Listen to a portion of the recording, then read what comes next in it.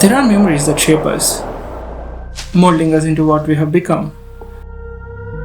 A mosaic of emotions and feelings that offers some truth about how we got here, even if details have blurred with time. These are lines from the movie Sweet Girl, which I watched a few days ago on Netflix. As soon as I heard these words, I pressed pause and asked Google if this movie is based on a book. And the answer was no. I was disappointed. These words made an impression, and I wish there were more of these in the hope that a book like that could bring me out of this sickness, the sickness of reading slump.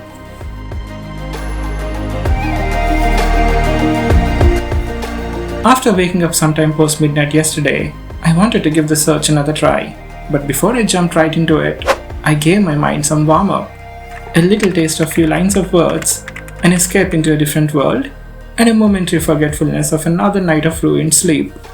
Reading Cat Country by Lao Sha, I soon traveled to this place on Mars. It was inhabited by cat people and one foreigner from Earth whose spacecraft had crashed, killing 2 of his other friends and leaving him as the only survivor from Earth. I'm not sure how much time had passed, but I soon forgot about the reading slump and the lack of sleep, and I felt encouraged to give it another try, the search to find my next few reads. A few days ago, I tried several things to find a book with a sample that would make me sit and read. I picked a few books from the shelf that were collecting dust. I then moved to my to-be-read list, hopeful that I'll find something that would interest me. I also went through the books I already read to see if I can find something else from the authors I like to read. I even made a list of topics I was interested in: travel, memoirs of filmmakers, writers, backpackers, and looked for books using these as a searchlight. Nothing helped. In every book I tried, the words fell flat, and the narrator sounded giddy and dull. I knew the problem was not with the books.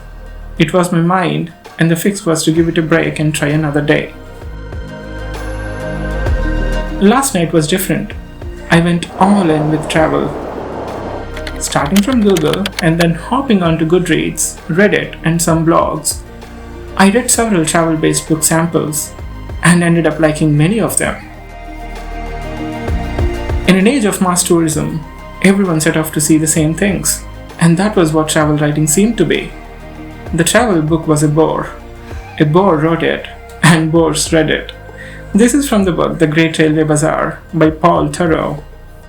When the virus of restlessness begins to take possession of a wayward man, and the road away from here seems broad and straight and sweet, the victim must first find in himself a good and sufficient reason for going. This is from Travels with Charlie in Search of America by John Steinbeck. But why all this struggle? Up until now, I would sit with any book and go anywhere it took me as long as I found it interesting. I now want to be content and spend my time with those that vibe with me and what I like to do, with an occasional different read. I call it the evolution of reading patterns, or maybe it's just a sign of slowing mind and an aging body. Oh, I almost forgot about The Sweet Girl. How was the movie? I enjoyed it for the most part, and for the twist it had towards the end. But why do we like it so much when there's something that's revealed at the end of a movie that shows how easily we were fooled for almost 2 hours? Maybe the cat people from the cat country would answer it nice and straight with an outside perspective. Thanks for watching.